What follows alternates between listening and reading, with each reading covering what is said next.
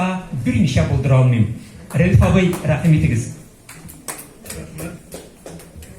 Кадерле дуслар, мин бик шатмын, бик горурлык кичерәм.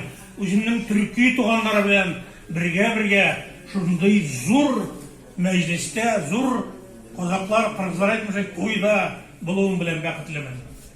Галимҗан Ибраһимов минем уйлавымча барыннан да бигрәк шагыйрь. Ул профессор Ковановларга 20-нче елларда хезмәт батыры исемен биргәндә шундый сүзләр әйтә. Ул бүтән дөньяның шагыйрьләр дөньясына үзенең башын горур тоткан хәлдә шул семьяга, гаиләгә керә ала ди, шагыйрьләр семьясына. Чынлап та бүтән үзенең иҗаты белән сүз художнигы, тил санигы, мастер булу белән бергә Галимҗан Ибраһимов әлбәттә шагыйрь да. Төрле жанрда язган булса да, Галимҗан Ибраһимовның әсәрләрендә яшьрен шагыйрь образы калкып чыккан. Беренче романында ул әлбәттә Галимҗан Ибраһимовның үзе. Ул гомер буе шагыйрьлек турында уйлый, ярата шагыйрьлекне.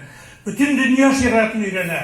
Шәрекне, гарәп, фарсы, бүтән дөнья башка һәм Россиянең үз чорындагы башка халыкларның иҗатын, шагыйрьләрен дә белә. Менә шуңа күрә ул шигъриятның сакчысы була. Үз чорының büyük тәнкыйтьчесе була. 19-нчы йөзнең Америка шагыйре Уолт Уитмен büyük поэзия булсын өчен büyük тәнкыйтьче булу кирәк.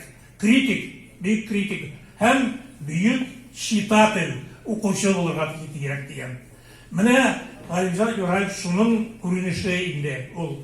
Аның чорында Дәрдемәнд, Тукай, Мәҗит Гафури, Шәйхзадә Бабич, Сәгыйть Рәмиев һәм тагын башка шагыйрьләр, алар аның сүзен ишетеп, аның хуплавын, яисә моның белән бәхәсләшүен тоеп, күтәрелгән һәм зур үскән шагыйрьләр.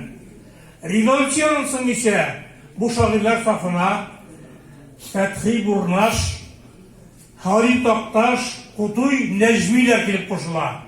Булар Галимҗан Ибраһимов канаты астында килгән һәм әлеге безнең юл бүгенге 100 елын үткәргән Казан утлары журналының кешеләре.